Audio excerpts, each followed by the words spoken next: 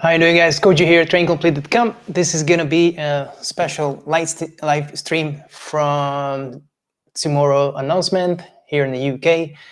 Gym reopening, outdoor exercise, PT. We have a lot to talk about. So I invited two of my colleagues from PureGym Brighton Central, where we are all personal trainers, and they're gonna come in like 15 minutes. I just wanna warm up, wait for you to come in, which is really good weather in Brighton, which is in the UK, it's very scarcity, especially in winter months. So probably a lot of people are gonna be outside. So I'll wait a little bit. If you turn up, it's gonna be great. If no, you can always rewatch this. You might already rewatching this.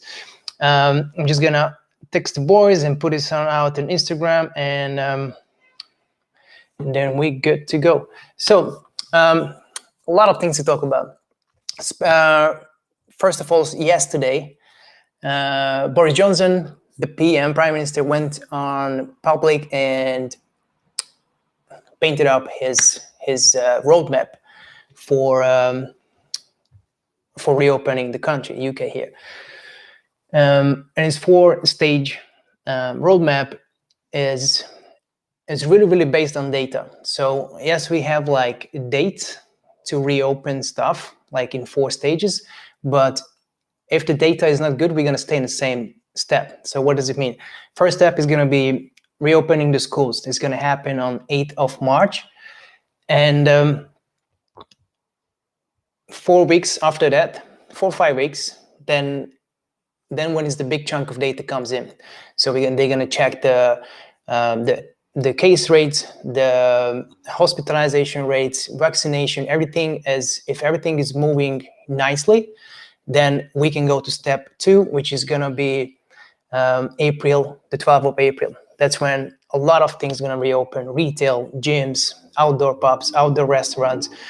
So that's what we are waiting for the most. So that's the earliest one is gonna happen. But if the data is not good, I think it is gonna push to the next 4 weeks up.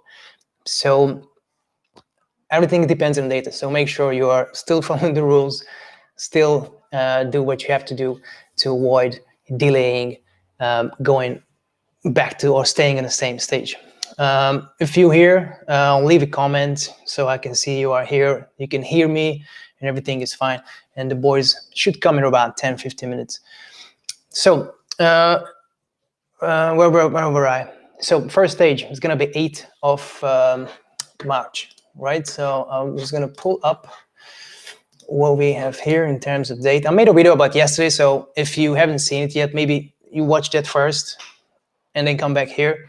If you're live, stay here. I'm gonna explain everything, but on there I'll explain pretty much everything. I'm just watching the monitor here. You can't see it, but it's not because I'm not paying attention. I just have the data here. So where is stage 1? Man, this is a long document. So they released this 68-page document, which if you want to read it too, you can read it too, but it's very long. So we're just gonna cut to the chase and we're gonna go for the roadmap, which is gonna be, so it talks about the 4 tests. Actually, I can share this. Why don't I share this? Share screen, and then you should be able to see this. Can you see this? Let me just check it here. It's a one-man show, so I'm inviting people. I'm watching myself on another monitor, watching myself what you cannot see here. So bear with me. Am I live? What's going on?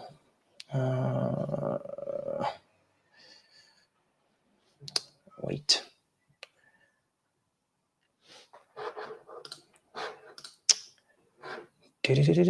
Hello. Yes, I can see it. Hello. Okay, thank you. So comments are coming in. I still cannot see them. Okay. Now hello. Yes, I can see it. Hello. Okay, thank you. So comments are coming in. Okay, good. So I'm gonna turn myself down. I don't need the one. Okay, so if you can see this here, the 4 tests. So before taking each step, the government revealed latest data on the impact of previous step against 4 tests. The tests are: the vaccine deployment program continues successfully. Evidence shows vaccines are sufficient effectively and reducing hospitalization, and that's for those vaccinated. Infected rates do not risk a surge hospitalization, which would put unstable pressure on NHS.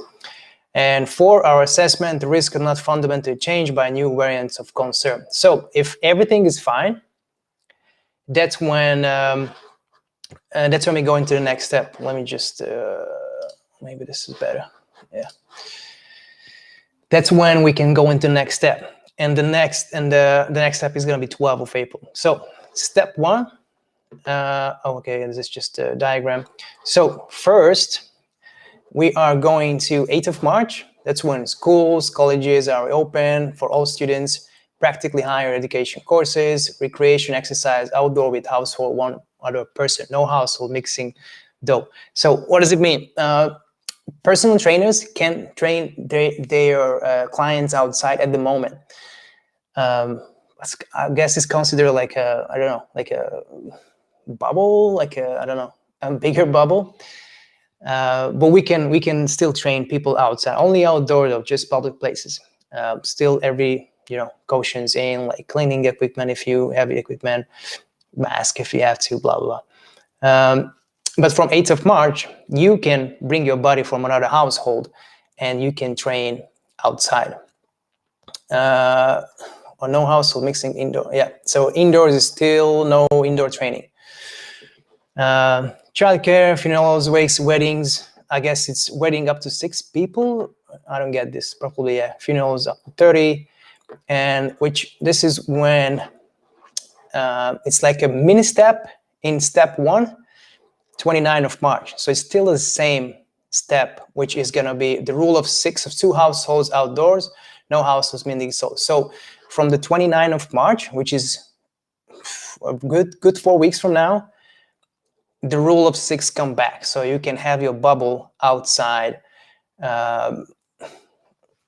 meet, train, whatever you want. That's when outdoor sports coming back. So you can play basketball, for example, tennis, what did it say? Golf, things like that, things of that nature.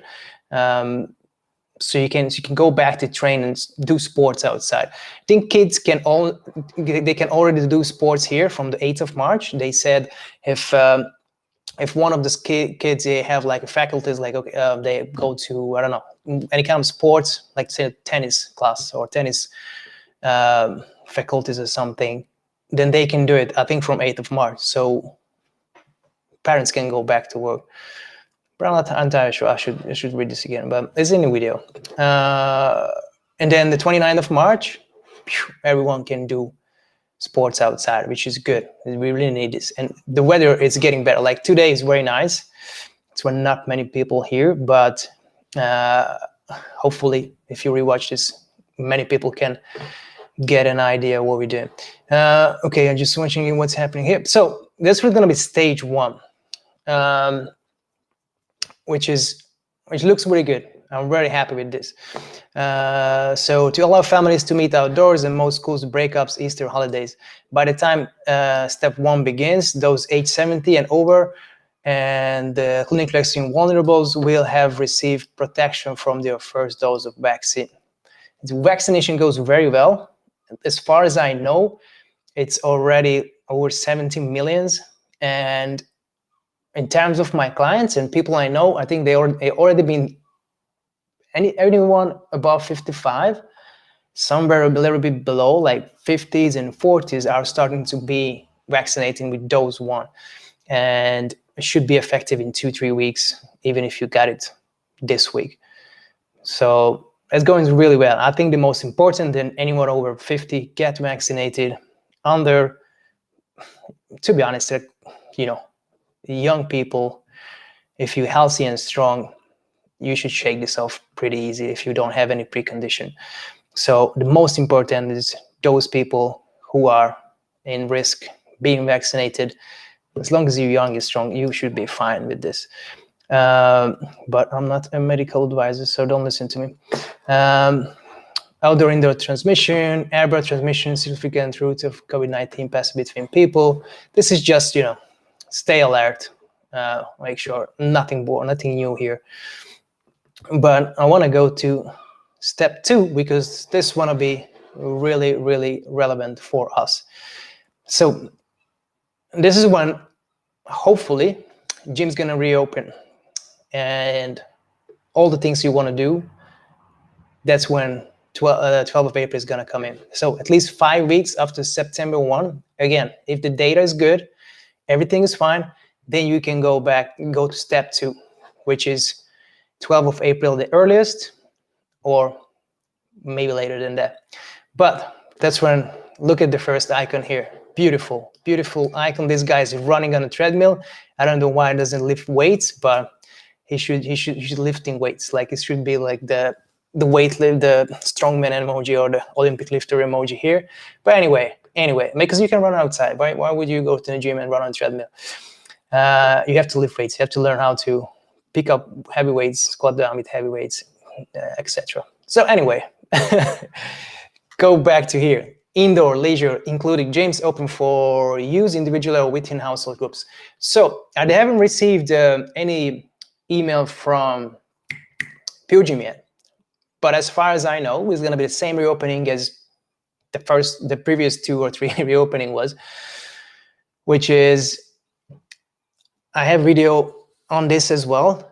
So watch that, how the PureGym looks like. But if it's the first time you're going back to the gym, then everything is 2 meters apart. We have like white boxes, so you have to stay in the box. You cannot use 2 machines in the same time. You can use machine and a free weight. You can do superset, but only in the setting of being in the same place.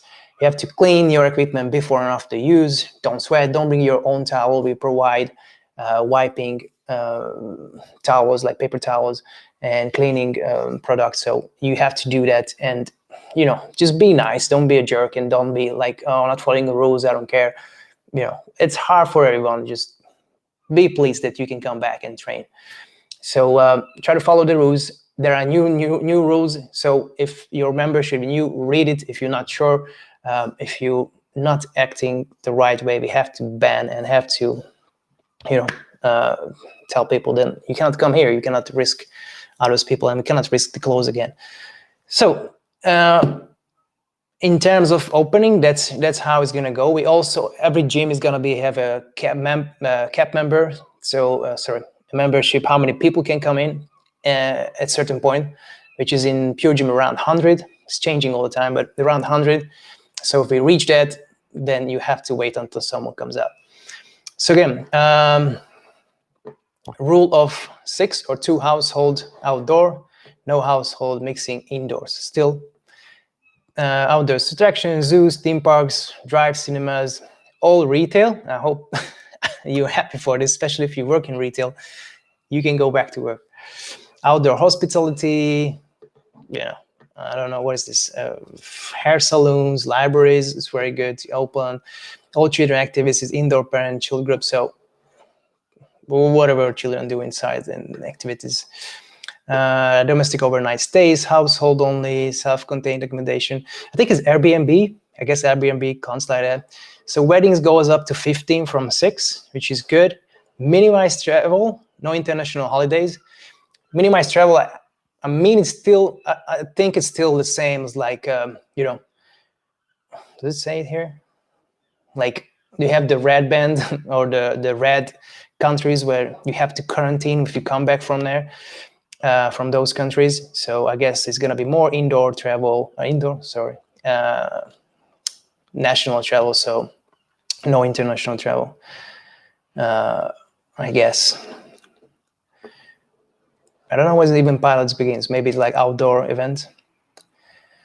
So step for therefore take place no earlier than 12 of April, subject to an assessment of data against the 4th test. If step 2 is delayed, subsequent steps will need to be pushed back in order to maintain necessary 5-week period assess. So if this doesn't work out, then we have to wait for like 15th of May or so. So let's push this and try to reopen as soon as possible. So I'll just wait for the guys to come in, and if they are okay, then we're gonna jump here. because what happened here is PureGym already announced that they're going to reopen on the 12th of April, which is, I guess, is good at one point, but it could be a little early. So you never know what's going to happen here. But followed by the government announcement if the data allows. So, okay, they say if the data allows, so that's good. Gyms are reopened on 12th of April. And you can go find out more if your gym's going to open up. We don't know much data from Scotland, Wales, and Northern Ireland. So just yeah, keep an eye on that. If I have more data, I'm going to make a video. But for now, what's going on is 12th of April in England.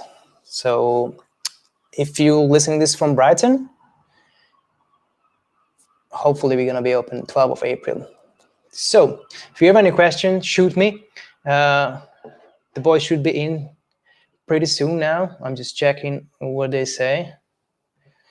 Yeah, you can come in.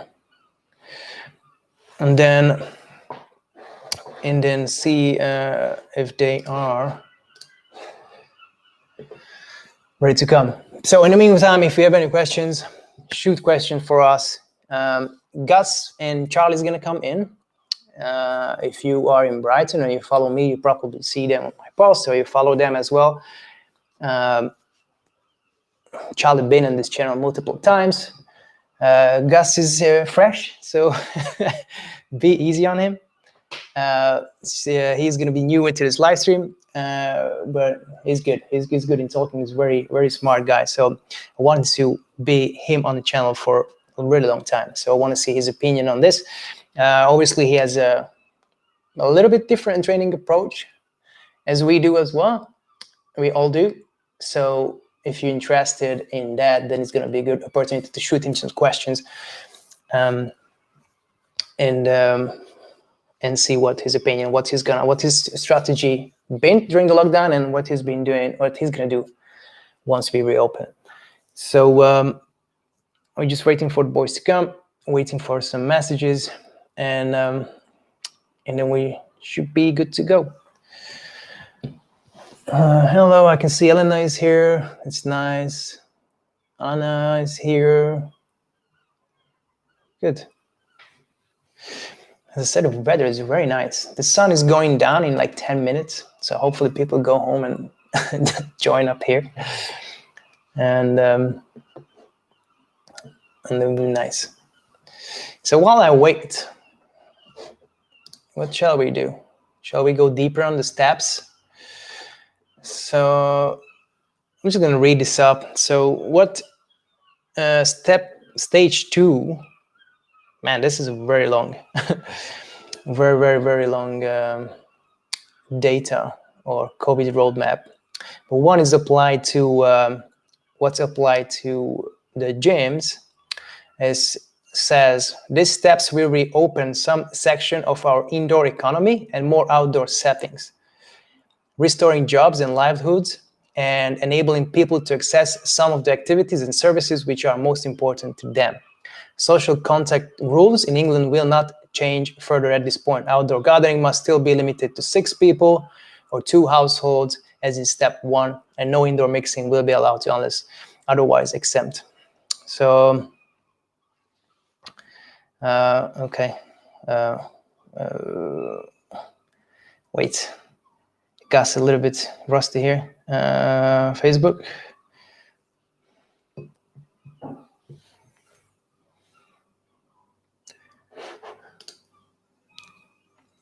Do you struggle training at home? Sorry, just reading a comment here. Do you struggle training at home with limited weight? Then you need to do higher reps, and sometimes it gets boring. Actually, no, because I just purchased a squat rack, bench press setup, and everything. So I've got a lot of weight, not a lot, but I can work with it. It's a little easy for legs, but for upper body, it's good. I have like 90 kilos, so you can do like 8-9 reps on everything. So huge upper body on on lockdown and less legs. I'll send it. But thanks for the question. Keep it going. I know it can be boring, so that's why I bought it, because I did struggle with high reps. Actually, I kind of like stopped training in the first lockdown because it just gets so boring. And what happened is just, okay, I just didn't train. I did like cardio and stuff, a lot of walking, but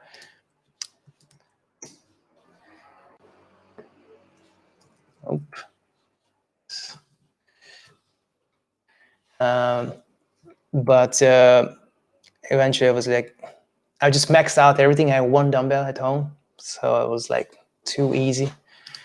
So I said, okay, Charlie's here, so let's bring him in. Hey, buddy. Hello, mate. How you doing? I'm good. Thanks for coming. We're just waiting for Gus. He's a little bit rusty on this, but I'm trying to go full screen on this Restream app. I haven't actually managed to go full screen on it before. I'm in a little corner.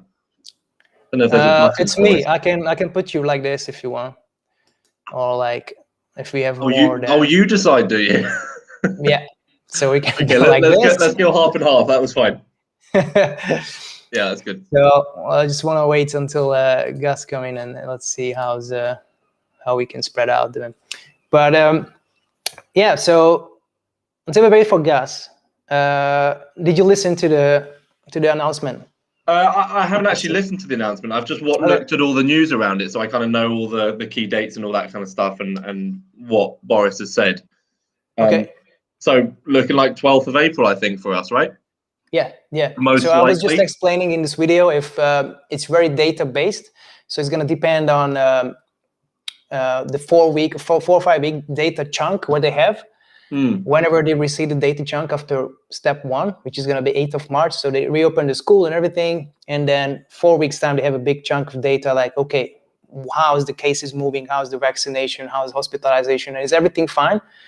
In only that case we can step to level 2 or step 2, and again have to wait 4 or 5 weeks, and then when step 3 comes in. But if the data is not good, then we stay in stage 2, same as stage 1 or stage 4. So it's going to be data driven rather than just date on itself.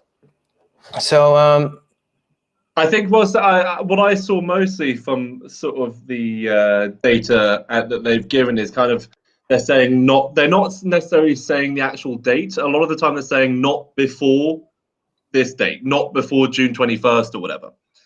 For like international travel and things like that. They're not saying June 21st, they're saying like not before that time. Yeah. So the wording they use is no earlier than 12. No earlier, yeah, that's right. So yes, that's the wording there. So no earlier, and that's because of the data. So they have to wait for the data, which comes in 4 or 5 weeks chunks. Right. And if it's good, then they can reopen. If it's not good, they have to stay. But they always have to wait for the data chunk, which is coming from a lot of sectors. So they have to collect all the data for different sectors, put it in an algorithm, I guess, and then they can see what's up. Yeah.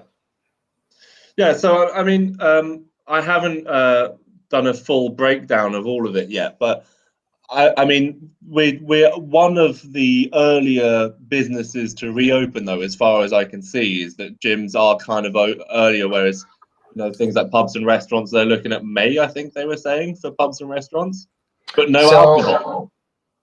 So by 12th of April, outdoor restaurants and outdoor pubs can start serving already together with us, and then the next step is going to be in May. That's when indoor restaurants can come. So you can go in eat inside. And then the June one, the 31st of June, which is midsummer, I guess. That's when basically everything lifted, and then you can kind of back to normal, I guess. Right. I've just noticed how underwhelming my back wall is compared to yours. You've got like branding and everything, and I have a clock. I need to up my game, I think. Like this just write it time to train or something. Yeah. Right, where's Gus at? Gus is his phone not allow him to come in, he says. Oh God.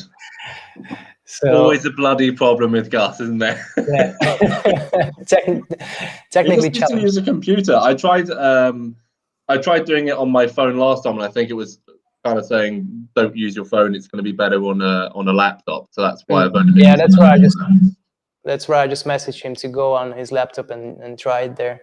Well, we'll see. To which his answer will probably be like, I don't have a laptop. Laptops are corruption. And now one time he said he'd never switch off his laptop, so it must be a bit Yeah. slow.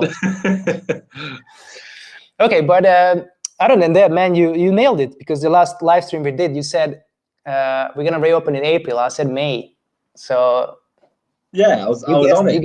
Yeah, nice guess, man. Yeah, I think it's also just because like the fitness industry is such a huge thing. I think now in not just like in our country, but globally, people care a lot more about training and gyms than they did before. So I think the government definitely felt a lot of pressure from the public to start opening the gyms up again. Firstly, because if you're going to say things like we're driven by data, not by dates or whatever, well then look at the data and look at the low transmission rates within gyms. And I think if that's the data that they're going to follow from now on, great. That means that they should open sooner rather than later. Yeah, but this has always been a problem. The first time they closed, they had the data already, which is like the 1% or something, and then they still closed it. And they closed it second and third time when they clearly know that cases are not coming from gyms. So I'm always very confused with this. They coming with science first and data, then why do you close everything if it's so it's always been we're relatively lucky as far as like our local MPs, because I was obviously when the gyms were open, we have Peter Carl, who goes to our gym, the Hove Minister of Parliament, who fought quite fervently for gyms to stay open, or at the very least for them to be one of the main ones to reopen quickly. And when you see videos like that entire discussion around gyms, and I can't remember the name of the Minister of Parliament, who is, I believe, the MP of Health, who was saying, do you know who I mean? Who was saying, he basically in Parliament was saying, the same thing, and was just repeating the same dialogue, the same monologue over and over again. And people were saying, yes, but look at this data around gyms. And he was like, well, obviously we want to reopen the gym. And it's just kind of like, you're not actually answering anyone. You're just repeating something a script you've written that you have to stick to. You're not saying, you're not actually answering anyone's questions about the data that we have about transmission rates in the gyms. Yeah, they were pretty defensive in avoiding the answers for the questions. But I think like looks like they kind of have like a better handling this time. So hopefully this is gonna be the last one. So looks like not just Boris' party, but the other party is like kind of like, okay, this is good. You did good with the vaccine. Yeah. Let's just make sure it's not happening again. So well, I think it's now. I think I saw a statistic saying it was 17 million people now have received their first vaccine. I mean, that's a good proportion of the population now. It's a good portion of the population. That's what, at least 1/3, maybe a little bit less than 1/3, but somewhere around that. And that's certainly going to be most of the vulnerable people who are taken care of. I know that they've just recently spoken about widening the parameters of who's considered a vulnerable individual within the nation. And that's all well and good, because obviously we do want to protect the vulnerable, but we also want to be a little bit cautious to not just keep on widening what we consider as vulnerable and then delay the economy reopening. Yeah, exactly.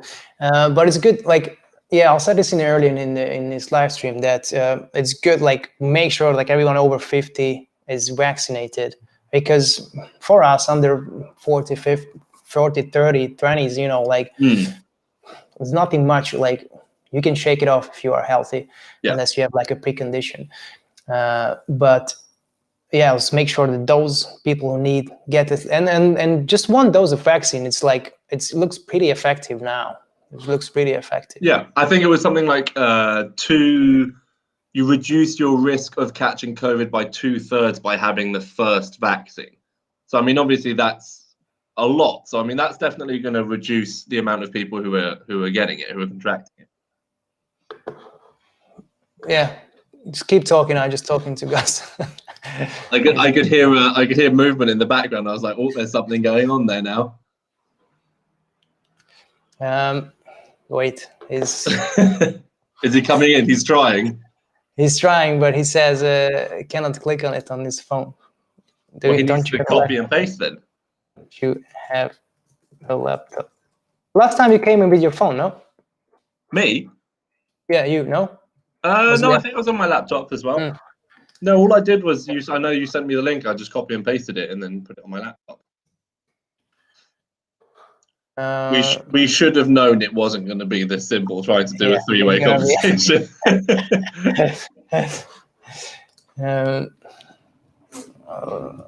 Did you want to get into the nitty-gritty of the conversation when Gus was online, I'd imagine?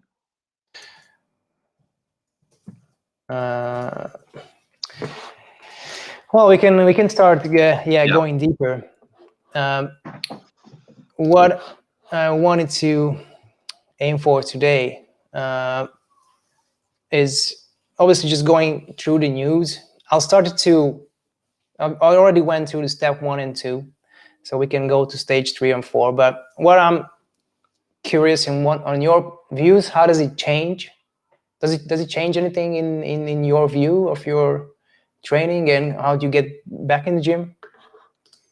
I mean, as far as the regulations around going back into the gym, nothing's really changing as far as I know, right? As far as being in the gym, it's going to be the same. I think we're still practicing social distancing and doing the same things within the gym, right?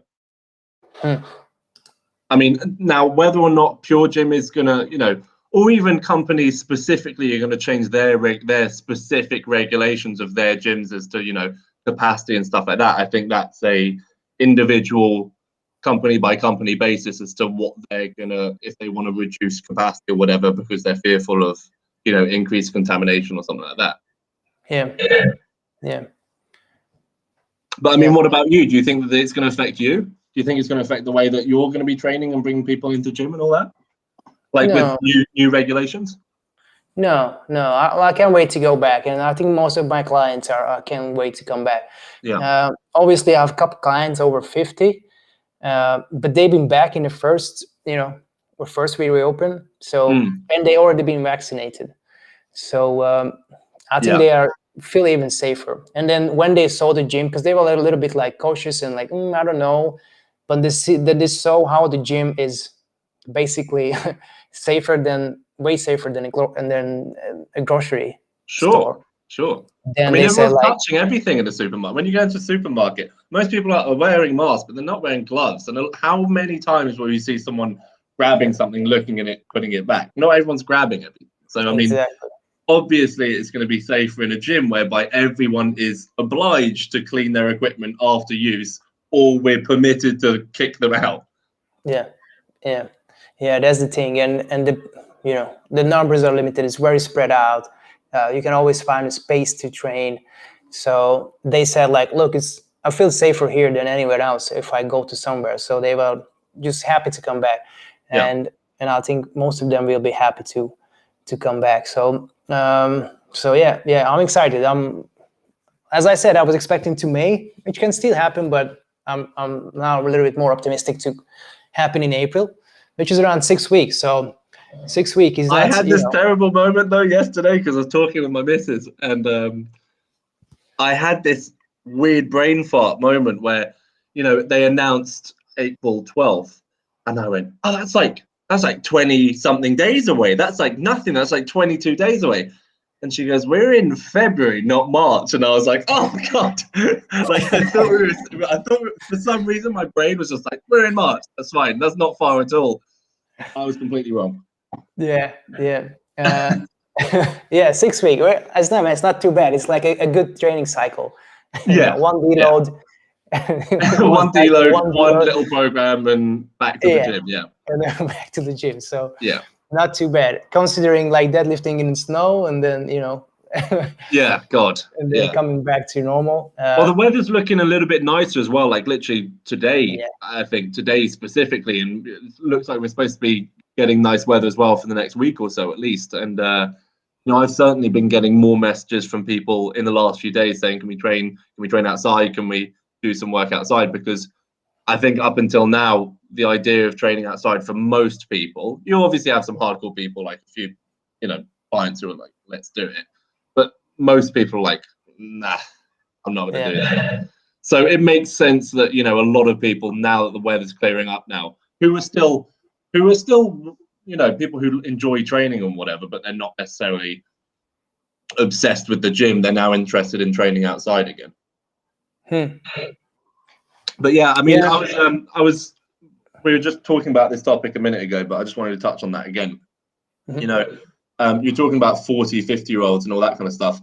And, you know, I've been hearing from a lot of people that they are more scared this lockdown. They feel like they've been more scared this lockdown of COVID than last lockdown. And, you know, they know a lot of people in their 30s and 40s who have gone to hospital, people in their 30s and 40s who have been really ill. And, you know, I can't really stress this enough. And this isn't fake news or whatever. Like, this is data that we actually have. Like, the likelihood of you actually dying from COVID in your 30s or even 20s is just like, or even 40s. I mean, like, it's very, very low if you don't have a predisposing condition. So it's sort of like, people, I understand that people are worried because we've just been such an extended time in lockdown. But when people say, "Oh, but this guy went to hospital and he's 42 or whatever," it's like, well, yeah, but that's the reason you're bringing light to that, is because it's an oddity. You know, if everyone that was 42 went to hospital, we'd be like, this is really, really bad, and everyone would be agreed that, you know, this was a deadly virus that we should absolutely stay locked away for as long as possible for.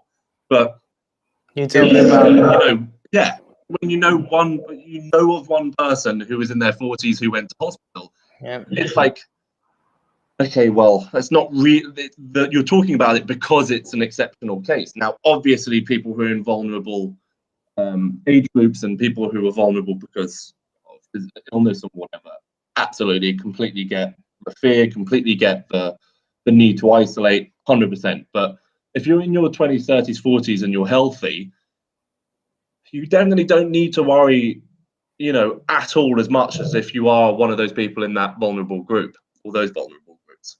Yeah, it's one case. So you see one case and like pick up your head like, "Ooh, this is like 30 or 40 years one in hospital." Like, you don't know the preconditions, you know, like exactly, every year 40 years old go to hospital because of someone is kind of trying to come in.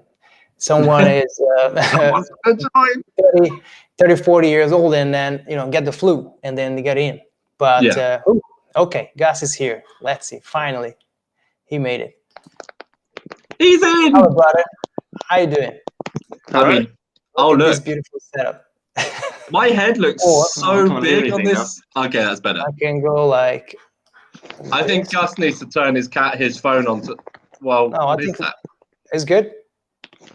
Yeah, that's actually good now. Oh, he's gone. Don't do it. Him. It's just me and you again. I can hear him. So until we wait Gus to come back. Yeah, because you're isolating one case, and then it's like, oh, it's not. You know, you have the same with this flu and everything. You don't know the preconditions.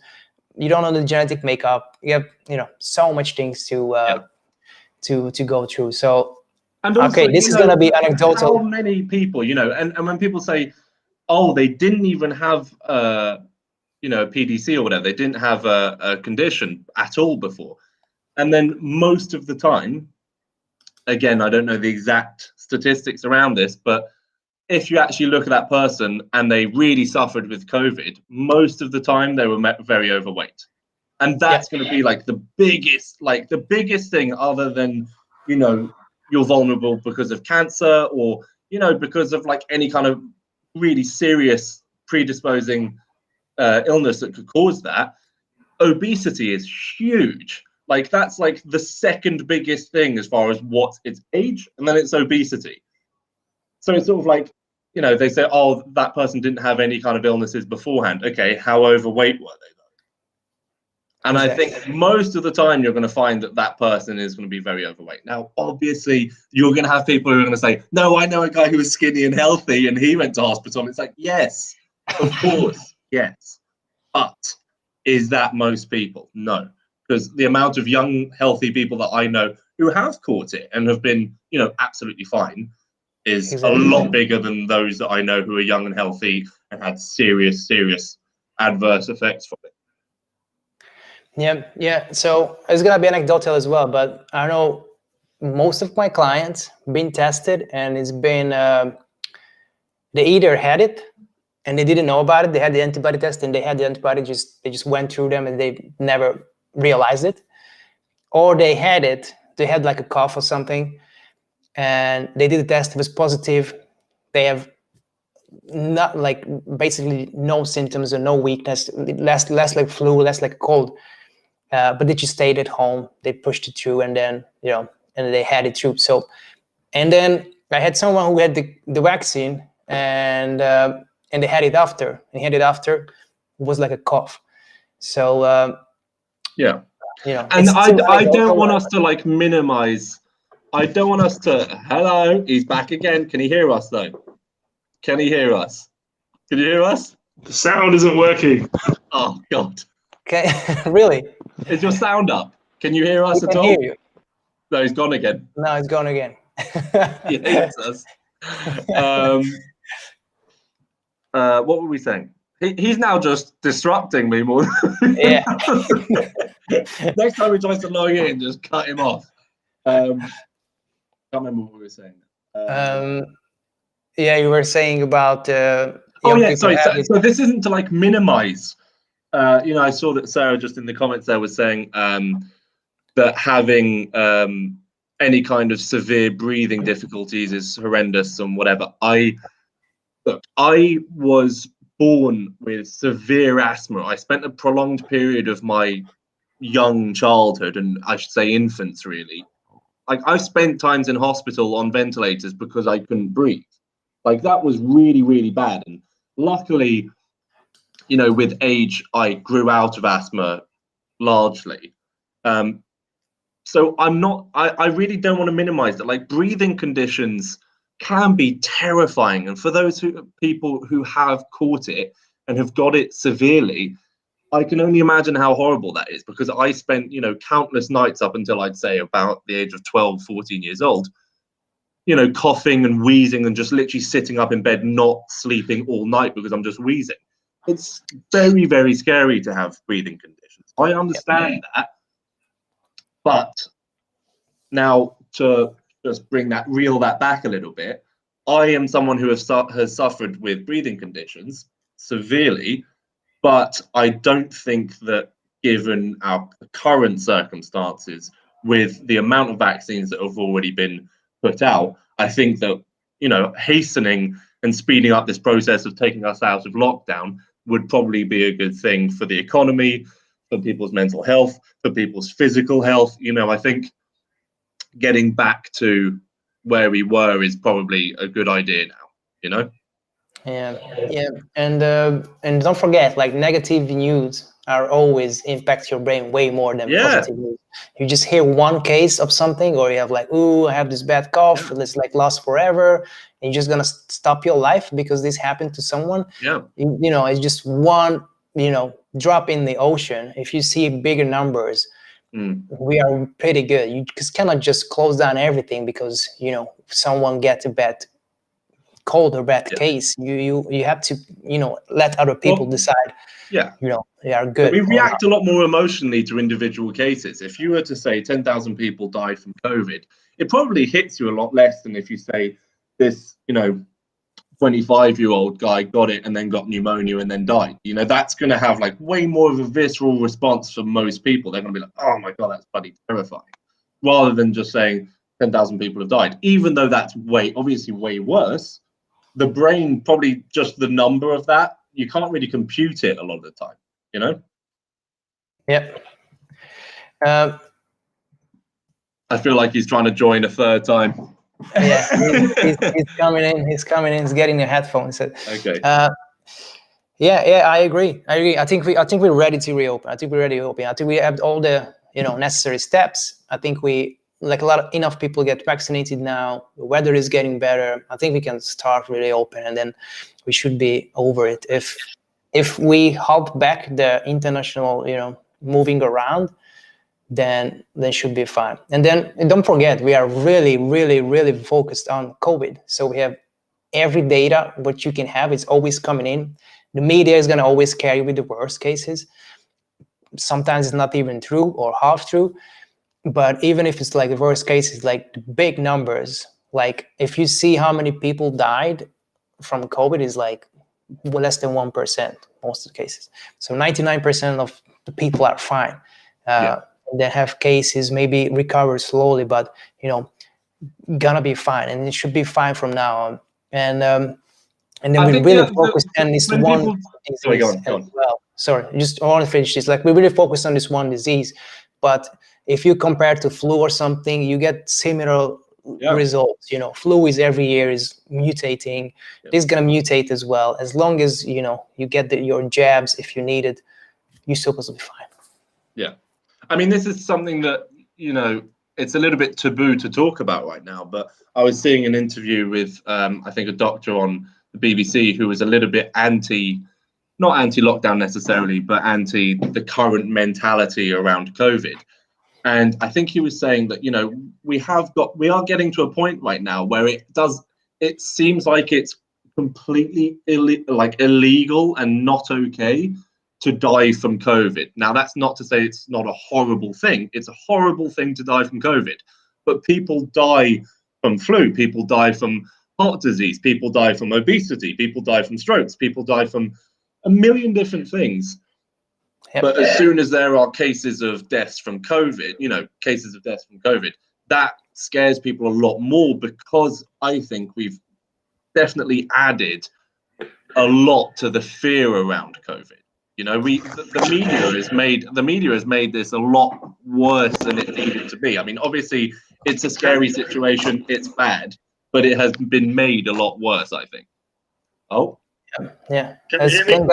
We can hear you. It took me about 5 years, but I got there. Nice. You do sound like you're at the bottom of a well as well. I'd like to point out. That's the best sound I could get. It was just silence. Okay. That's fine. We'll deal with that. We'll deal with that. Yeah, nice. Okay, so you've missed everything, basically. yeah. I mean, I could just feel like I have to get so close to hear anything.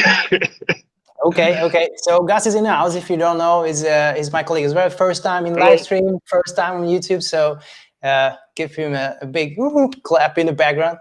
And this is how much you'll get from me. There you go. Especially how long it took to get in. Exactly. So guys, we are talking about a million things. So you're a little bit behind, but we are happy to announce that we can probably, hopefully, go back on the 12th of April. Have you seen the announcement? Yeah. So 12th of April. I mean, it's all preliminary at the moment, though, isn't it? So we're not entirely sure. It's all based on, what do they say, data, not dates. So it's good news, but it's also, it's still up in the air. So it's not like we can make any permanent plans on it. Yeah. We are talking about it. So there was a PureGym already put it on their website that if the data is fine, we were talking about this. They have to wait the 4 weeks of data chunks to come in. But if it's good, then they said they already put it on the website. Then they're gonna reopen on the 12th of April, so we can probably go back. Does it change anything in your training or with your clients or your business model? When the gyms reopen? Yeah.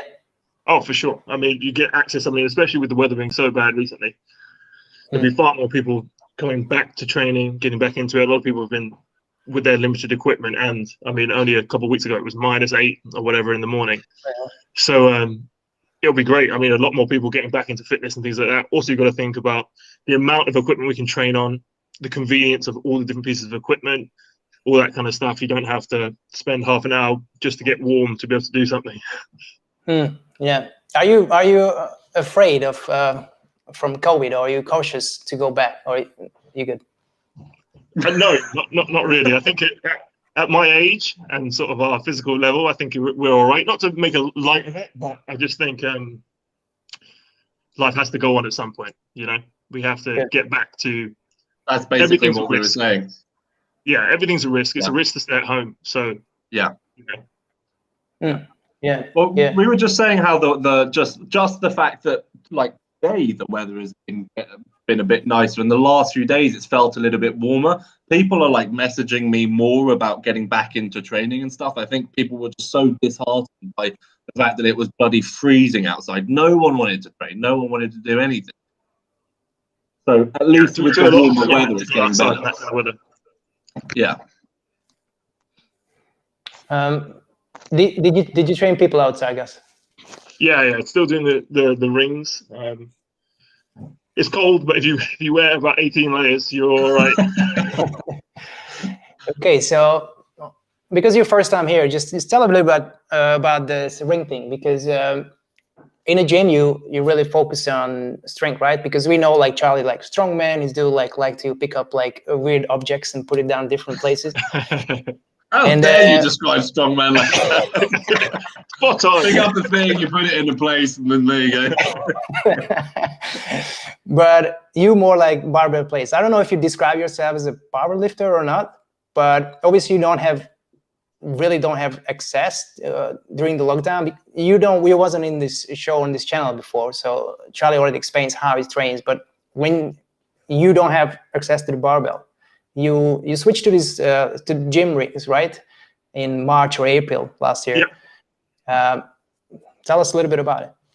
So essentially, because I had such limited access to equipment, and because I usually train relatively heavy, I needed something that would give me more of a stimulus than say. So I'm not, in terms of calisthenics and all those kind of moves like freestanding, handstand, push-ups, all that kind of stuff. I mean, I weigh 115 kilos. It was going to take a fairly long time to be able to do that if I wanted to create some sort of overload. So the rings were a great sort of middle ground where it made more sort of achievable exercises harder due to the instability and the suspension training. And it also helped me work on my mobility, which then when I got back to the gym for that brief period before we got locked down again, I could have more access to power. So things like bench pressing, I had much greater health in my shoulders. Therefore, my power output was far greater when I came back. So I sort of, through the lockdown, discovered rings and then just fully incorporated them in as, without technically I was a weaker human, I actually became stronger in certain movements with that 4-month layoff from actual powerlifting. So weaker human is so savage a way to say it, though. Huh? To say weaker human is such a savage way to say it. I was just a weaker human, you know. But it was like 4 months without my usual stimulus, so mainly sort of strength-based powerlifting. I mean, you still hold on to a fair amount. I was still active, but I wasn't getting nearly the same sort of mechanical stimulation that I would get from the gym. So I needed something to sort of fill that void.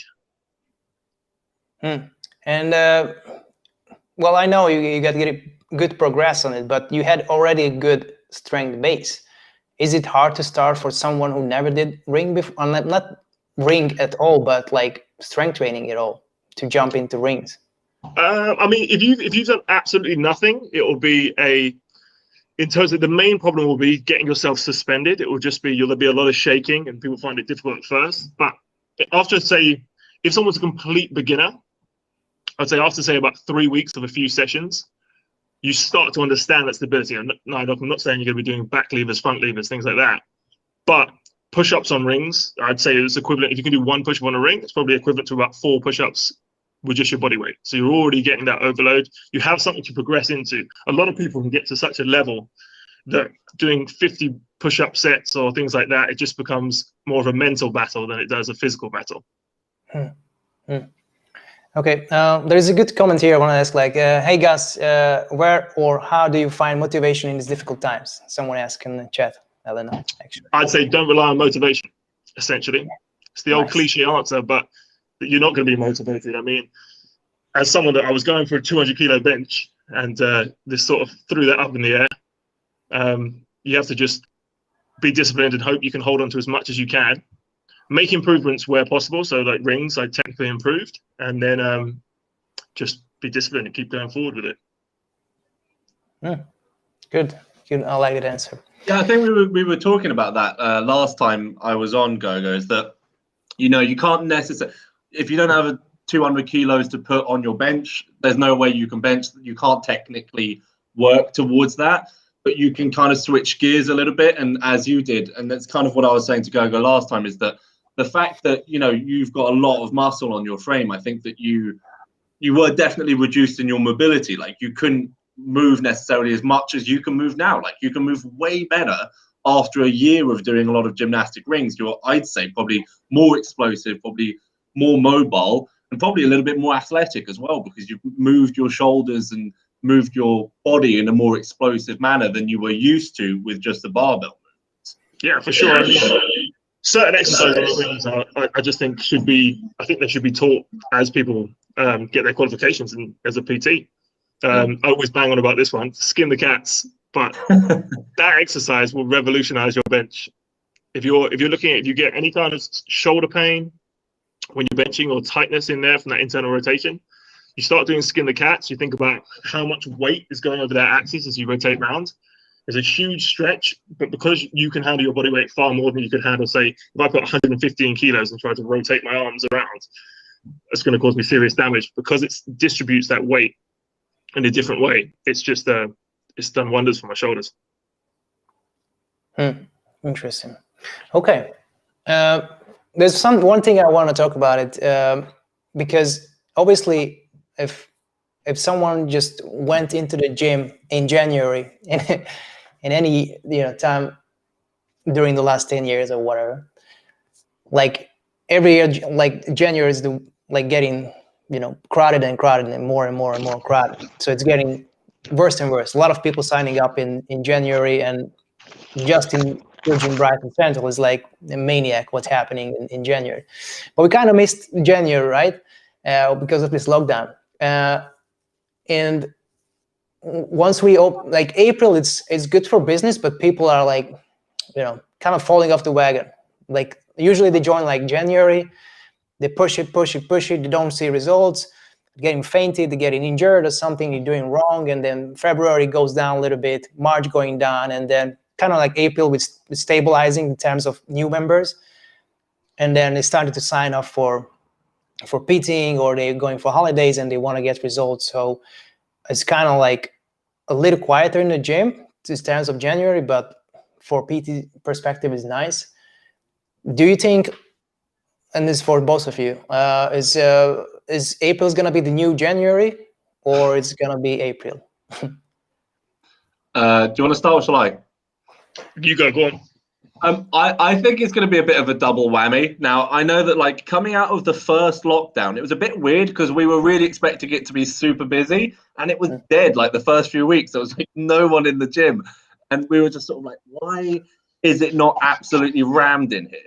So there was, after I think it was the first lockdown, it might have been second, where it was just very weird and kind of a bit quiet for a few weeks, and then it just kind of got progressively busier and busier, and then people were like, oh, it's fine, we'll go back to the gym. I think that April, there's going to be a bit of a double whammy, because we're going to have people who are like, oh, I need to get my like beach body kind of thing, because it's the pre-summer training and getting back to training in the gym. And I think the fact that there's going to be a lot of like actual gym goers, long-term gym goers, who are going to want to get back in there as well. So I think it's probably going to be very busy. I don't think it's going to be like the first lockdown where it was a bit quiet when it started. I think it's going to be a little bit mad. Gus? I think it's hard to tell. It depends on what people have gone through in this time. I think it depends on each individual situation. So it could be a bit. I think there'll be a resurgence in terms of people coming back to the gym, but we don't know the effects that people not working for, relatively a year and a half on and off might have on the industry and industry in general, just that kind of thing. Yeah, it's gonna be interesting. I think it's gonna be busier than the first one we opened, because the first we opened in June, was it June or something? Yeah, March, April, May, June. Yeah, June, end of June, started very slowly, and then by September it's like was ramping up. Yeah, and October, and then we closed again, and then of December, and then closed again. But I think this time, like, not just people want to come back, but I think they are less, afraid of coming back. I'm not sure. I don't know. Yeah, It's difficult to tell. Definitely less afraid. Yeah, but it is difficult to tell, as you say. Like it is. I think that it's going to be busy, but I do think it is difficult to tell because, as I said, like after the first lockdown, I was convinced going back into the gym that it was just going to be like, how it is in January. Like, I mean, if you're a gym goer and you've been to a commercial gym in January on a Tuesday evening, it's a nightclub. Like, it's just ridiculous. There's like 3 people on each station trying to like get a piece of equipment or whatever. It's absolutely crazy. But I was expecting that when we came back after the first lockdown. I was like, it's going to be crazy in there. It's going to be absolutely wet. We went in and it was just like, there was like 10 people in the gym. I was just like, what is going on? So you don't know. But I think it's going to be busy. Yeah, it's interesting because this September was very busy. Like, we have a couple nights on Tuesdays and Wednesdays, then we're like Monday, when we have to stop people at the door because we were like overbooked, and then people just came in, and then a lot of banning, and like it was ramped a couple times, which is usually not happen because like April, May, people. I think what's gonna drive. I think it's holidays gonna drive it. So if people can fly from April, I think they're gonna fly first. If no, then they're gonna stay and start doing local things like restaurants. I thought that was June though for international. Yeah, but I think if they can fly like national or travel a little bit, I'm not sure. But at the moment they said no international. So if it's gonna stay, I think we can see more people, locals, come in. And, hopefully it's a bit more like after the second lockdown. That was really, really busy. Yeah. So when we had that small lockdown before this large one, there was a massive amount of people coming back into the gym. I think people really, really missed it. Yeah, I think this is the same thing now. I think people kind of know what to expect, so they're not going to be as timid about coming back into the gym because they're kind of like, I know what's going to happen. I know how it is. I know how it works. I know that I need to socially distance and do all that, and clean my kit. I know how it works, kind of thing. Students and uni students are coming back in March, right? So that's going to be something. Yeah. It can be something because a lot of people just went home or never came back after lockdown, or they just went online training, online studying, and they just never came back to the gym. But then you saw those people in September. Like September, they came back. A lot of like my students from last year, they just starting to turn up. Like international students, not like locals. But then I guess they went back again. I don't know if they're gonna come back this time or not.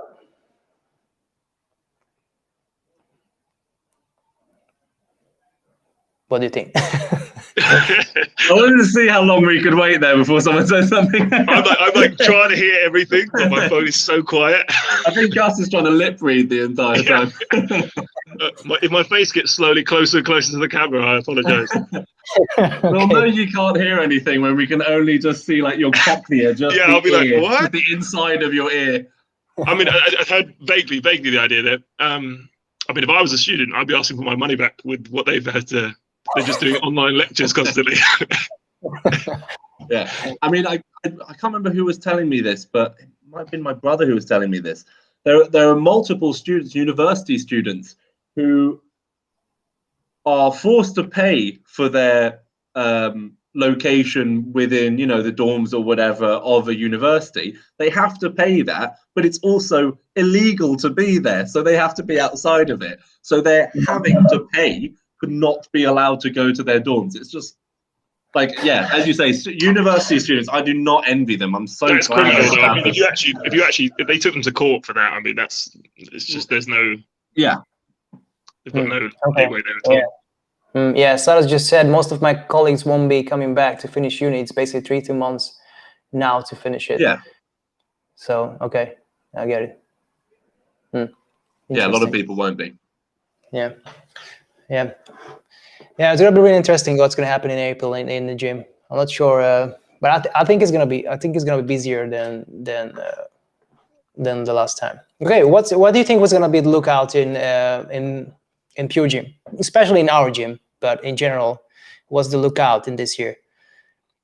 Do you mean the 'Cause if you aesthetic, said, like if it's how they're gonna going to be- arrange it?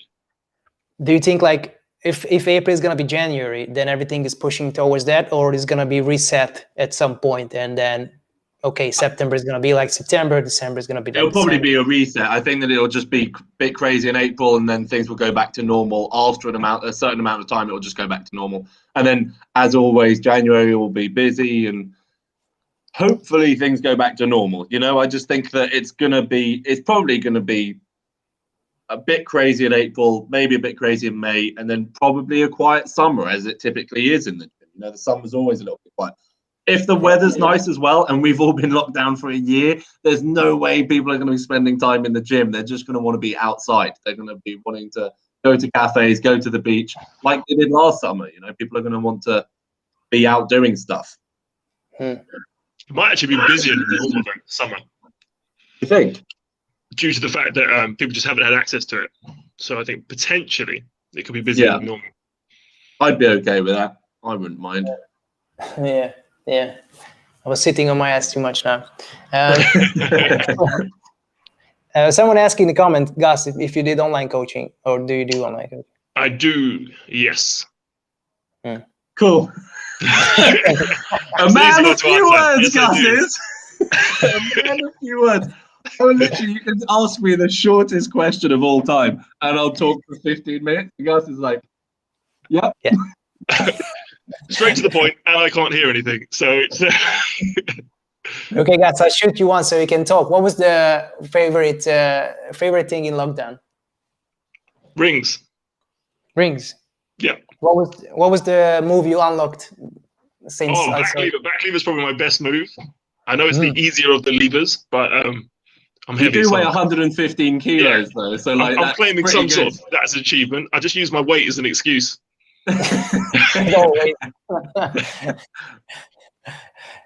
So yeah, rings brilliant. I think if anyone is struggling and they have next to no money at all and hardly any access, nowhere to put a pull-up bar, anything like that, get yourself some rings. Go find a tree that's safe and start training on it. You'll get some angry people coming out and saying, "Why are you on a tree?" But apart from that, it's been pretty good. There's always so people. You, Charlie, what was the best stuff? Well, I don't know if you noticed, my eyebrows kind of dropped when you said what was the best thing in lockdown, and I was like, I think that's difficult for me to think of something that was good in lockdown. Not to copy his answer. I would say though that gymnastic rings are pretty bloody good. I haven't, when I'm in the gym, when I'm training for strongman, obviously I can't use them just because I literally can't fit them in my programming between squats, bench, deadlift, 2 overhead press sessions a week, plus the strongman workouts.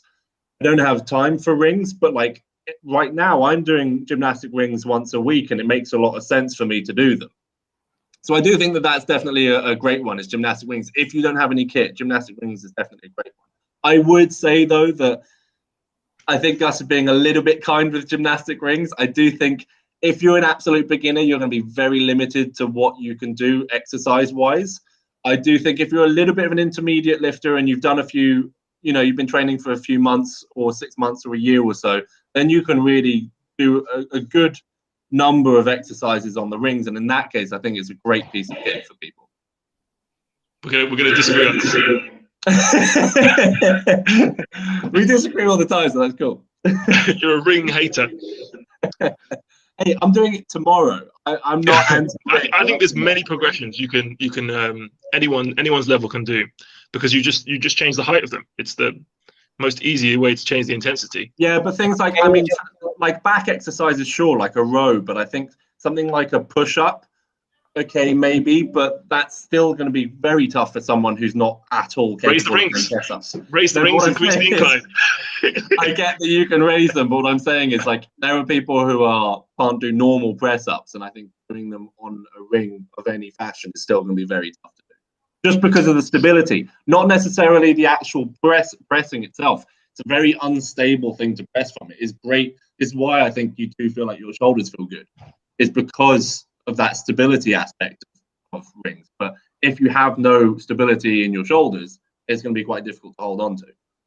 It depends. I mean, if you bring it high up, you could probably unlock your push-up quicker than if you were just working off the floor, because you have more to work with. So you have actually you have lots more regressions rather than just kneeling to body fully out. That's a big jump. Yeah. Like if someone can someone Fair might be able point. to bang out 20 reps kneeling. You get them to do one on the floor, and they just turns into that weird sort of shoulder push-up. If you can Fair scale point. it on a ring, they can both get that a bit of stability, and then also get the full range. And because the rings move, unlike the floor, you get that comfortable range of motion, so it will fit around your body type. So I think they're one of the most scalable things. So through my time of training people out lockdown, I think they're better than just getting people to do body weight exercises. I think they're definitely better than body weight. They're definitely better than body weight. Yeah, absolutely. So I think even if someone's trying to learn a push-up, they would be better off on a ring learning, because if they couldn't do it at all, because you could regress them to a level that they would be able to progress each week. But there are a lot of the exercises that are very. This again, like not anti-rings, but I think that like you are to some extent, if you're not very strong, limited to a form of row, feet down, and a form of press up, feet down, obviously. But if you're more advanced, like as we've trained before on rings doing these kind of exercises, dips on rings. The first time I did dips with rings was just like, I can do like pretty heavy dips, you know, and I can do a lot of dips if it was just body weight. And just like holding the position for dips was just like so shaky, so uncomfortable. And obviously with time you get more comfortable with it. But like doing like inside out ring dips, for example, I can do like 6. They're incredibly. That's very good. That's a hard exercise. How do you train legs on rings?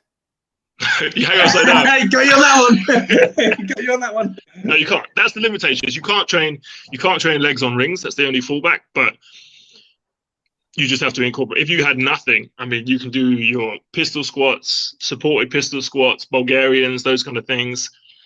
Sort of soul destroying body weight exercises. So you got to do 1 million reps. Well, you could technically do a Bulgarian split squat as well with rings if you have the right hang off position. I actually did them before on TRX, where you're doing a Bulgarian split squat with your foot through the ring, so to speak, of the TRX. And it gives you a little bit more freedom of movement in the back foot for the Bulgarian split squat. So it can actually be relatively good. The rings aren't cushioned. That's the only problem. What's that? The rings aren't cushioned, so it'll be painful in your foot. But apart from that, if you get over that, you're all right. Padded shoes. Okay, what was the worst thing in lockdown? Ooh, that's a difficult question. Oh. Let's not go down that road. God, we were talking about motivation. Now it's difficult to be motivated. I think that definitely personally, even my discipline was tested. Still now being tested. You know, we spoke about this last time. I think I've only managed to continually train and progress on my movements because I was very, very strict as far as my programming, and that's kind of what gave me the discipline to just keep training. But I think that discipline, when you don't have the format of a gym, the system of the gym, does make it really, really difficult to feel like, right, let's get up and go, because it's 4 p.m. and it's dark and you're in your house. You don't necessarily want to train like you would when you're at the gym. So I would say probably that. Just, I mean, obviously not motivation, but your discipline being tested is probably a tough one. It's that cabin fever. Yeah. Gus, you missing the barbell or? Oh, for sure, yeah. In terms of, I mean, especially the first lockdown, missing those parts for a good solid 4 months. Now I've got access to a little bit more equipment. I bought some, so it's not so bad. But I think spending all that time in your house, it's definitely that cabin fever element where that you don't click into I'm now training. You're very much in your house, and then you're in your house again to train. And I think that's what catches a lot of people out. There's always later in the day to do it. Absolutely. And I think you've got to just dial in and get that discipline, just get it done. Otherwise, you can easily fall into just habitually just sitting there saying, I'm going to train, I'm going to do this. Exactly. That framework of the gym is crazy, how much of a difference it makes. To have the framework of the gym just there in front of you, everything's set out, the bars are there, the weights are there. Like you and I know, Gergo, we've deadlifted together during this lockdown. getting all of my equipment outside, getting 215 kilos of plates from inside my house to outside my house. It's just like, just the mental test of going, you have to bring all that out and then do a full deadlift session and then bring it all back in. Your mind's just like, I haven't ever missed a session, but your brain just wants to go, don't do that. That's just annoying. Don't do that.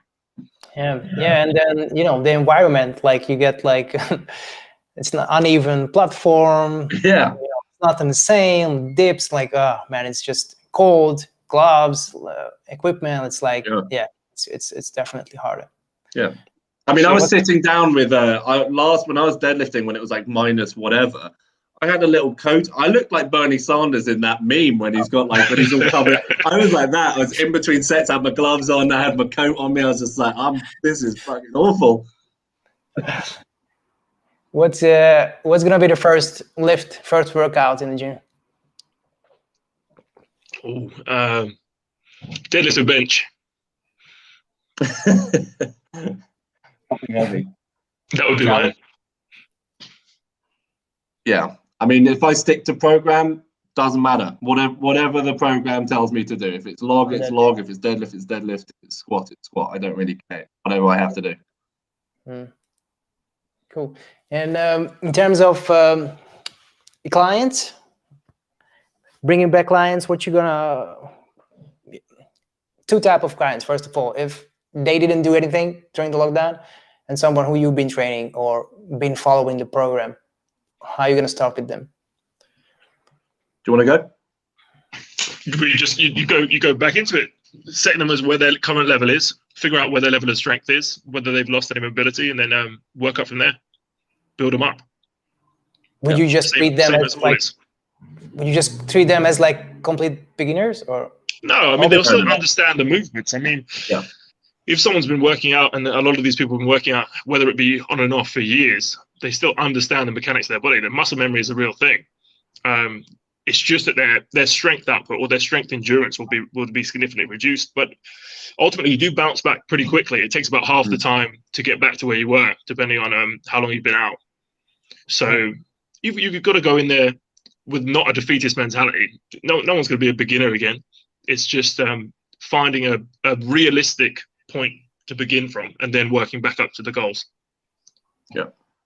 Yeah, I kind of agree with that. Just to kind of add another element to that, I think a big mistake that I saw a lot of people making, like not necessarily personal, clients of mine, but people within the gym who had literally just got back into the gym and they're like, I'm just going to test my maxes. And it's like, why? I understand that you want to know if you've lost strength. I get that. I understand that you want to, get a bearing on whether you have lost strength. But let's be honest, the likelihood is you probably have lost strength. So who cares about that 1 rep max? Put that aside for a little bit of time. Put that aside for a month or two. Build up that volume again with something that you could have probably done for an extra few reps before lockdown. If you could do 60 for 5 on bench, well then maybe you should do 50 for 3 or 4 when you come back to the gym, and then just slowly build back towards that 60 for 5. Don't worry about your 1 rep max. Build some volume, build some frequency back in, see if you can recover from those workouts, and then you can ramp up that intensity again. But do not go in and just be like, I'm going to push it to the max. And then so many people that I knew as if they're dead, got injured. I know several people that got injured because they just came in and just immediately. Oh, I've done something to my back, out for 3 weeks. Don't do that. Don't be that guy. Yeah, you'll either be disappointed or injured. Is essentially what will happen if you just go balls to the wall as soon as you get back in. I was reading this article last time in this live stream that obesity rate just went up like crazy during this lockdown, and then most people just stopped exercising. While the first lockdown they were more active, and then they were trying to keep it up. But this lockdown is like 50% of them just stopped training and then just watching TV. That was a survey. Yeah, I think it's going to be a little bit harder for most people to first just bounce back to normal. And then obviously we talked about this, like how obesity and COVID related, and it's much harder if you are obese and you have a precondition. So I think we're gonna see a lot of people on treadmills in like January States, you know, just trying to lose weight quickly and stuff like this. Yeah. But we need to persuade them to the weightlifting side. I mean, I've got several clients, though. I would like to point out that I've got several clients with minimal equipment have still managed to lose weight, and you know, substantial weight, 5 to 10 kilos of body weight during lockdown. This lockdown, it's not impossible to stay on top of your goals and to still, you know, especially if they're like body composition goals. Those things are still very much achievable with minimal equipment.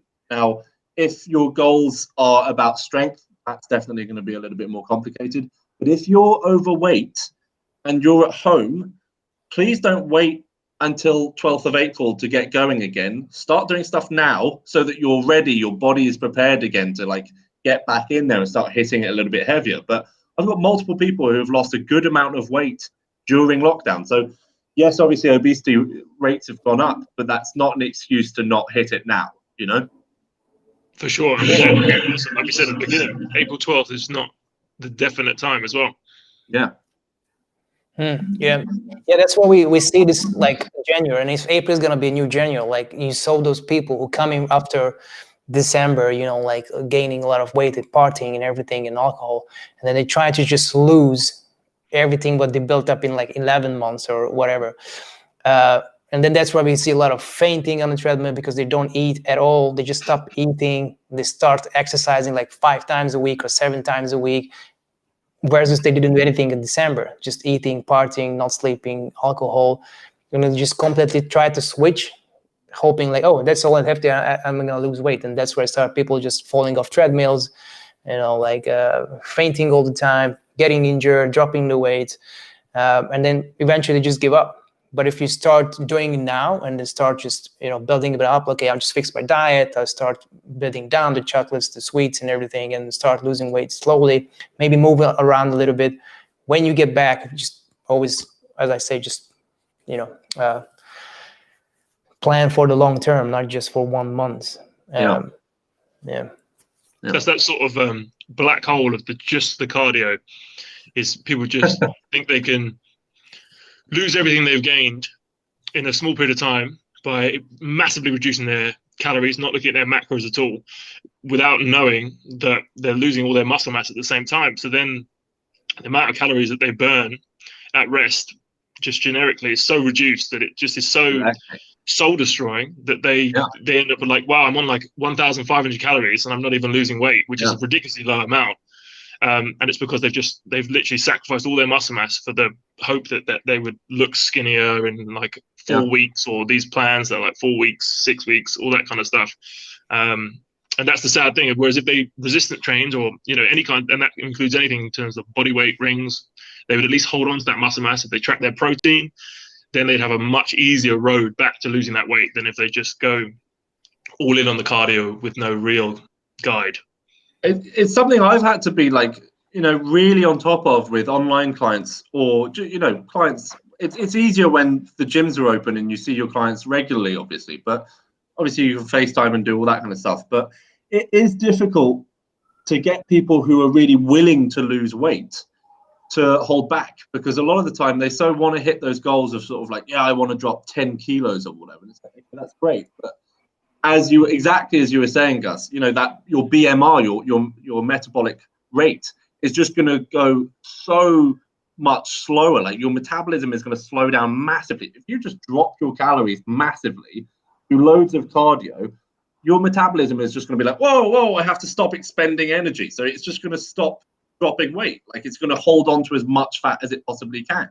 So it's a gradual thing. Try to drop the calories 250. And then another 250, and then another over time. Don't like just, I know so many people who do these crash diets of like dropping 1,000+ calories. And it's just like, don't do that. Your metabolism will not be able to cope with that. And as you said, you'll lose muscle as well, obviously. Yeah, it's always the thing you have to tell them. It's always, we want to lose body fat. We don't want to lose weight. Weight isn't an achievement. To lose weight, you could lose water weight. That's not something to be proud of. Losing body fat. So a great way is obviously knowing if you've maintained your strength. So say your repetition stayed the same, or so-and-so in a deficit. It's a great way of knowing that you're on the right track. But just the idea goal of losing weight is a false pursuit. Absolutely. Yeah. Someone made a good comment here that it's easier to, if you're not working, obviously from home, but it's easier to sleep and eat better when you are like stressed and you have to go to work and everything. So lockdown could be a good time to lose body fat and get some fat you're in down. control. Like at the element, there's the boredom there, but you are in control. That's exactly what I was thinking. I was thinking the same thing. Yeah, you can manipulate problem your food.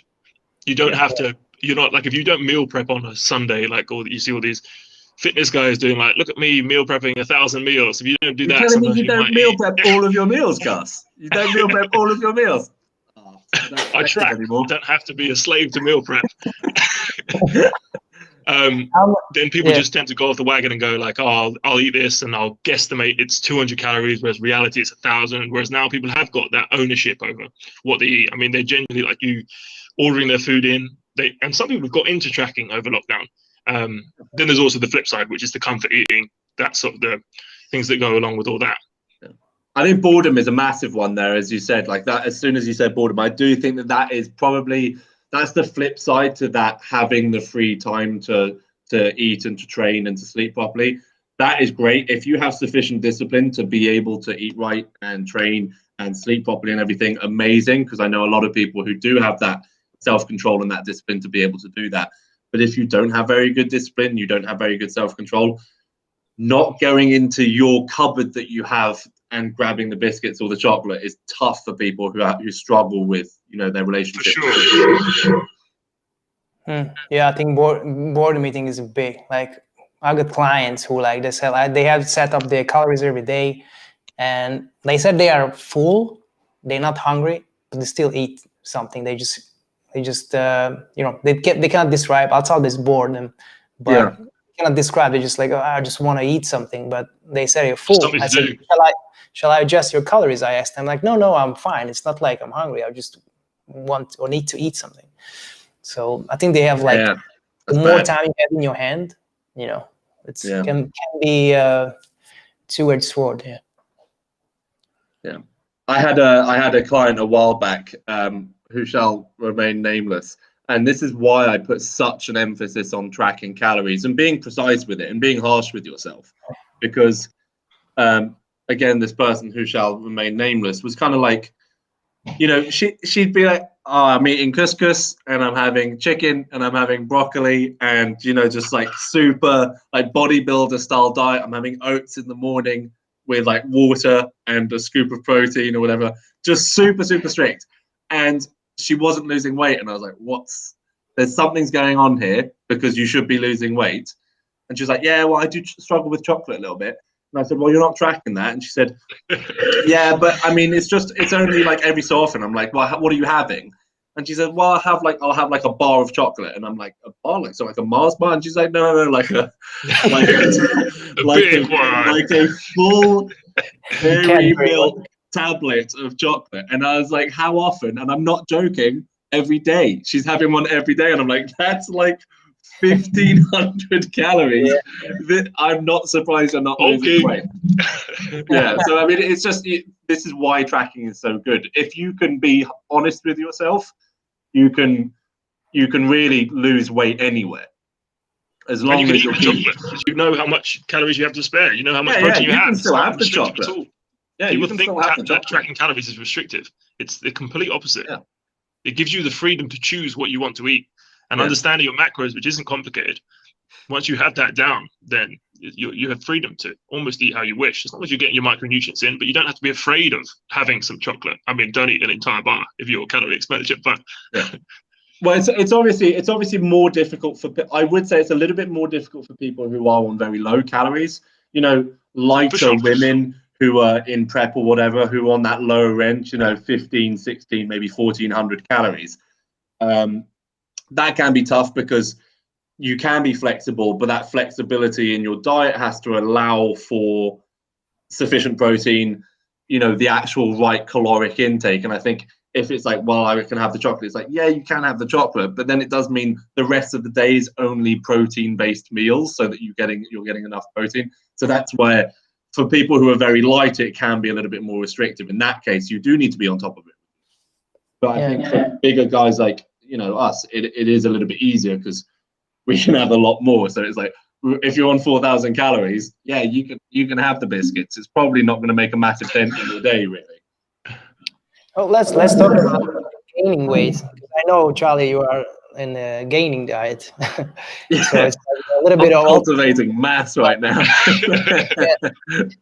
But still, you're still tracking, so you know you have to eat that much for a purpose, and you're still not filling up your calories with chocolate mostly, right? You're still filling up with good carbs. Yeah, I mean, what it does allow me is a little bit of wiggle room. It's exactly what I was just saying now, is like I've got more wiggle room because I'm on 4,000 calories right now. It does allow me to, I'm getting my, I'd say about 3,200 calories of basically clean food.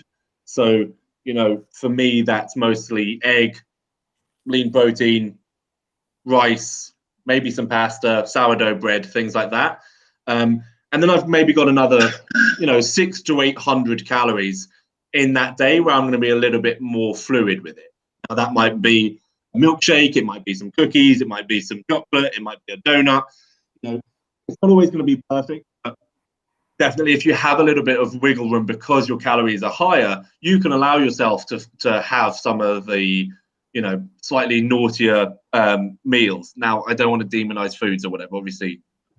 You can eat whatever as long as you're on calories and you're having the right macros. But yeah, you can have a little bit more of what you like as long as you're hitting your calories right and you got the protein right.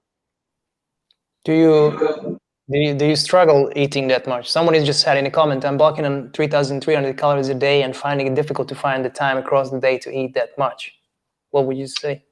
Yeah, I mean, I've struggled with eating loads of food, as Charlie well knows. Yeah, I mean, we're like opposite Gus and me. Like, as far as food, he doesn't really enjoy food. We've joked about it in the past. I think that Gus has actually said to me, if he could not eat and just take a pill that was like, this is 3,500 calories and that's 250 grams of protein sorted. Sorry? 3,500 calories is low. Well, you get me. The idea is that you could get most of your food from a pill. You'd probably take that because of the hassle of having all those calories. Yeah, it's only really when at the moment it's not too bad. I can sort of maintain myself on 4,000, but when I'm actually moving much more, so I'm training more, have access to more weights, I have to eat a substantial amount of food. And I mean, that's a luxury at the same time. Sometimes I like it. Sometimes I might be in the point where when I was at the point, this is probably what he was referring to, when I was having 5,000 calories a day, you might not, and I made the mistake of getting very good at fasting. And the problem was I wouldn't eat until say like 2 p.m. and I'd be like, oh, I'm fine. And then I'd eat a couple of thousand calories and be like, oh, okay, that's good. I must be close. I'd look at it in my app and be like, oh, you've got 3,000 to go. And it was like 8 p.m. And I'd be like, I just don't want to do it. I actually think I remember you throwing up once or twice, I think, where you were just like, I need to get these. You'd have like a 3,000 calorie meal, which was like that was the 4.5. That's the one that got me. Like, the 4,500 in one go. That my stomach wasn't prepared for that. Yeah, wasn't ready. That was a foolish endeavor. I was like, I could definitely do it. It'll be fine. I'm just going to eat one meal. It didn't work too well. Yeah, just to answer Anthony's question, though, I do think that as far as 3,300 calories, I could do that in a morning, and that's not a good thing. But what I'm saying is the best way to do this is just if you're struggling to get those calories in, more calorie dense foods. You don't need, the bodybuilding often is pushing for like a very nutrient empty, like a nutrient poor diet where it's, things like chicken, rice and broccoli. And it's kind of like there's not much to that. And you can eat a lot of chicken, rice and broccoli before you're hitting your 3,300 calories. Yeah. So I would say don't be afraid of things like nut butters and things like that, peanut butter, cashew butter, all those kind of things. They can be really high calorie. They're going to give you some fats. They're not bad fats. They're mostly HDL. So, you're going to probably get some good stuff from those nut butters and stuff like that. So I think that those are a good option to add into your diet. You know, don't be afraid to have something like one of my favorites when I'm trying to stick on a lot of weight and I'm trying to stay, you know, still relatively clean. Sourdough bread, toasted, and have that with some peanut butter or whatever. Easy, like 900 calories right there. So, I mean, obviously, as long as you're getting your macros right, as far as you're getting sufficient protein and you're getting your calories in, you can play with those things. Have some, you know, heavy smoothies with some peanut butter and some oats and some whey or whatever form of protein you want to have in there. But don't be afraid to stick in some extra stuff so that it's a little bit more calorie dense. And just as a follow-on from that, just make sure you're tracking all your things like oils and butters and stuff like that. Sometimes people just think, oh, it's only a little bit. But if you're struggling for food, you'll notice that if you track the amounts of those you're eating, that can really help you get to the goal that you're aiming for. People forget about that. Yeah. And also do the old tricks that they say not to do if you're trying to lose body fat. Drink some of your calories. If you're really struggling with feeling full, that really, really helps out. And it can make it, can really turn the tide if you're feeling like you're really struggling on a particular day to get it in. If you drink them, it's over in a few seconds. So that can help with the mental aspect of consuming that much food. Yeah, I think as like if you want to bulk up or have to eat more calories, it's better to eat more often rather than you said the fasting thing.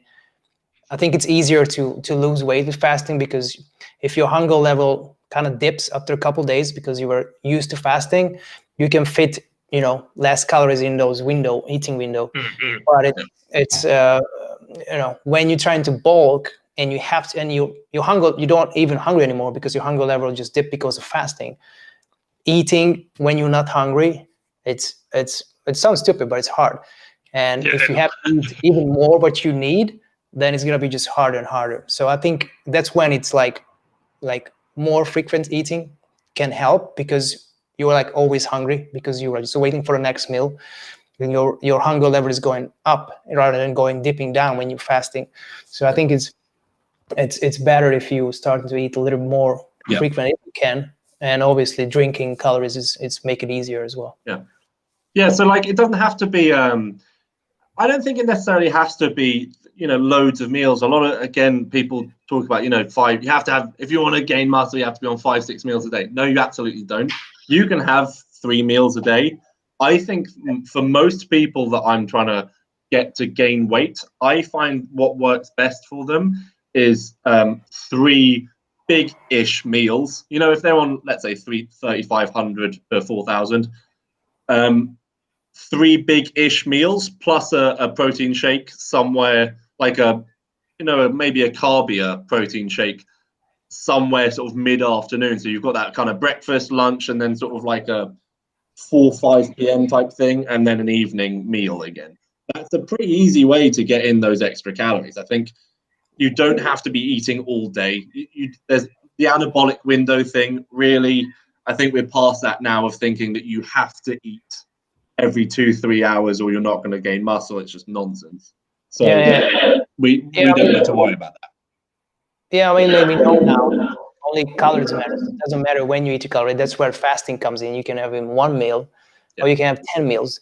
But I was saying it just might be easier if you struggle to eat that much to spread them out and just increase your hunger level. So get, you know, like, oh, I'm getting the meal in an hour, getting the meal in an hour. And then if you can, but most people cannot really do that if you work or something. So it's getting tricky as well. Yeah, it's just personal preference. It's personal preference. I think Gus for a while was doing insulin. Intermittent. No, you weren't doing insulin. Intermittent fasting. Just straight in there. You should do some insulin though, to be honest. That would probably actually sort out your whole food issues. But yeah, intermittent fasting, and I've tried it as well, and I think, as you're saying, it's a great. I just saw that Elena was asking that. It's a great option for someone who's trying to lose weight because it just reduces that time window in which you can eat. But if you're trying to stick on weight, it can be a little bit limiting because you have to eat all those calories in a short period of time. Okay. As we're talking about gains, Gus, tell us about your hair gains, man. What happened with your hair during the lockdown? It just grows so much, man. It's called not being cut. There you go. The magical trick of not cutting it. Time and hair growth. Yeah. It's anabolic as well. What the anabolic window, man? That's where it's 1 year of anabolic hair window. Yeah, makes you stronger. It doesn't. This is nonsense. This whole Samson nothing thing about is a lie. It's fake news. This Samson hair thing. Yeah. Okay. All right. Okay. Say again. Did you say something? No. No. Okay. No. No, Okay. you know. Okay. Last thing, if you want to add anything, say. If no, I'll just throw out what you're gonna do. Like first day you go back to the gym, how you're gonna prepare yourself, your clients, and if you have anything to add to it. Do you want to go first, or shall I? I was trying to resist the temptation just to go, no. It'll be basically business as usual. Get back in, start right back up, really. Obviously with the conservative weights and going through there with everyone, but just getting back in the routine. That'll be the main thing. Yeah. Are you guys gonna taking clients, I guess? I'll be taking clients, he said. Oh, yes, in the gym, of course. I think he meant online as well. I'm guessing. I'm confused now. I'm just asking if you are already. Gus really can't hear anything. I'm like, what? I'm just asking if you are fully booked already, or you are taking new clients. Oh, we're going to accept some new clients. Okay, yeah, we'll accept some new people. I mean, we've had a few people fall off because of COVID and obviously like adverse circumstances that come to them. So I'd say we're all willing to help people get back on the path to fitness, really. Yeah. Yeah, same goes for me, really. I think I'm obviously it's going to be probably quite busy because I do think a lot of my people are very much eager to get back to it. So, I'm probably going to be somewhat busy, but happy to book in consultations wherever and try to book people in if I can. That's it. Yeah. Okay. Other than PureGym Brighton Center, well, people can find you on the internet. So for me, mine's easy. Just got Instagram, so you can contact me on there. Simple. Super. Yeah. So as I said last time, I've just set up my website after years of being a PT. So you can go read some of my blogs on there. You can also contact me on there. So that's cjpstrengthtraining.com. I'm also on CJP Strength Training on TikTok and on Instagram as well. So you can contact me via there. Yeah, I've been reading Gus Olsen Fitness. I didn't actually say that. I just said Instagram generically. Yeah. Just find me in the wilderness. Just find me. I've got long hair. Find me. I'm there. Just go on. I'll just appear. Gus Olsen Fitness. That's it. Yeah, it's gonna be linked in the description anyway. So guys, you can go down and then obviously you can find everything there. I've been reading your blogs, Charlie. It's like, how's it going? I saw you were training like different training methods.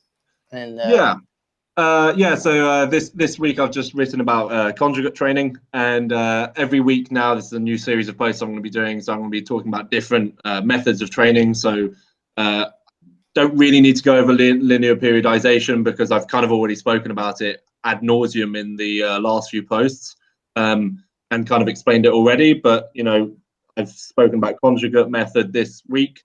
I'm going to be talking about daily undulating periodization next week, and going to be talking about block periodization as well. These different methods that we can employ to kind of look at our progression over time.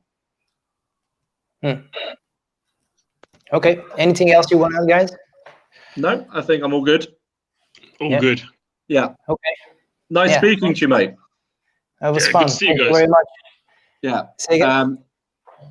Yeah, nice to see you, and we'll contact each other soon and hopefully see each other soon as well. Yeah. In the flesh. In the flesh. What would that be like? Dun, dun, dun. All right, guys. Take it easy, Thank guys. you very much. Thank you See for ya. coming over. Yeah. Bye. See you later. Peace out. Okay, guys. So that was the live stream with Gus and Charlie. You can find all the details down in the description if you want to contact them. And if you have any questions, I'll be here like in like 5 more minutes. I'm just gonna go through some. I think we missed the stage 3, but in the roadmap, so it's nothing special. That's when it's gonna be on 17th of May. Let me share this.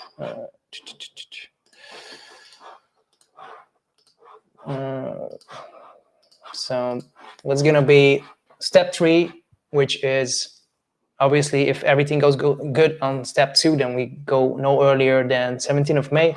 That's why in the indoor entertainment, 20% limit outdoors, and rule of 6 in 2 households indoors. So, but in my review is where weddings and everything gets an organized indoor-outdoor sport. Oh, I forgot to tell, like we're probably not gonna have classes in the PureGym, I reckon, because the step 3 is coming on 17th of May, and you can only do organized indoors. This means group training, indoor, outdoor sports. So you can do gym, but like as we had it before, if you were in, we have the tier system, right? Level 2, 3, 2, 1, 2, 3, and the highest tier when you were in the most cases and the gyms were open, then we didn't do the classes. And I think this is gonna be the case again. So I think group training is gonna come back on 17th of May. So if that's the case, then you cannot book classes on the PureGym app. I have to confirm this. So I'm waiting for email or something to come from PureGym.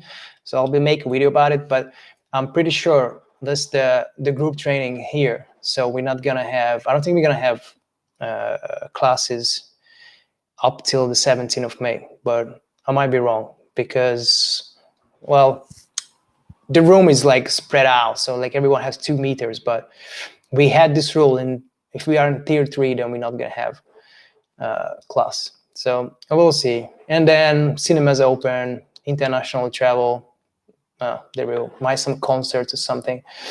But that's gonna be step 3. And then hopefully step 4, it's when everything opens back up. No legal limitation, nightclubs, larger events, and I guess this is like wedding with no cap. So yeah, that's the outlook. If you go to PureGym website, you can see it here. You can see, like, a lot of people ask me about his memberships and everything. Like, I'm a personal trainer. I don't work there. I only know what you can find out, and it's a little bit laggy with the customer service. I think you can only email them. You cannot call them nowadays. So if you can find it, whatever you can on the website is the best. If you have to email them, you might have to wait a couple days. But in a nutshell, they don't charge you until they open. So your account is freezed. And then after they unfreeze, you can cancel if you want. But you cannot cancel until they are not unfreeze it. But cancellation is always goes through bank anyway. So you just have to cancel direct debit, and then you'll be fine. You can see all the details here or in my videos, what to look out for the reopening. If you just put in on YouTube Train Complete or Gergely Jónas and instruction, PureGym introduction or something. Or if you just go to my channel here, you can see this videos there. And and then just go there and check out the video. I think it should be this one here. So gym tour, you can see how the gym look like, and you can see what you expect. But that's about it. If you have this was amazing. Yeah, live. Thanks for live streaming. Yeah, thank everyone who was here. Always appreciate it. Thanks you for your comment. I'm probably gonna do one more this week. If not, then I'll see you guys next week. As the news are coming out, I'm gonna make videos, and then you can be updated. But that's most all the info I have right now. If PureGym emails me, then I can tell you more. And hopefully I'll see you in the 12th of April in live. If not, you're always welcome on this channel and shoot me questions. Thank you guys. Have a nice day, and I'll catch you next one. Train complete. This one here. Peace out.